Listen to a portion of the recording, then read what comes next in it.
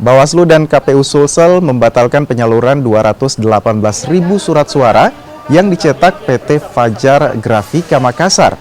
Pembatalan dilakukan lantaran surat suara tidak memenuhi standar saat dilakukan pemeriksaan di lokasi percetakan.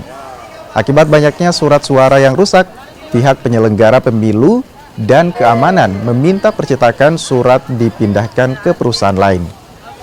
Selain di Makassar, temuan surat rusak juga ditemukan di daerah lain termasuk Kabupaten Pangkep, Goa, hingga Luwu Timur.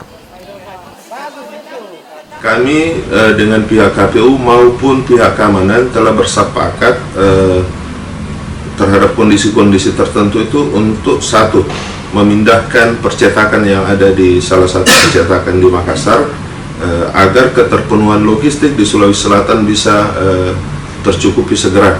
Terkait adapun kasus misalnya penyimpanan, pada saat penyimpanan terus kedatangan banjir atau air, sejak awal Bawaslu sudah memperingatkan teman-teman di KPU agar lebih memperhatikan kondisi gudang, harus dilapisi dengan valet. Bahkan semua kabupaten kota telah bersurat ke KPU setempat untuk KPU melaksanakan standar operasional penjagaan gudang ketika logistik itu sudah tiba.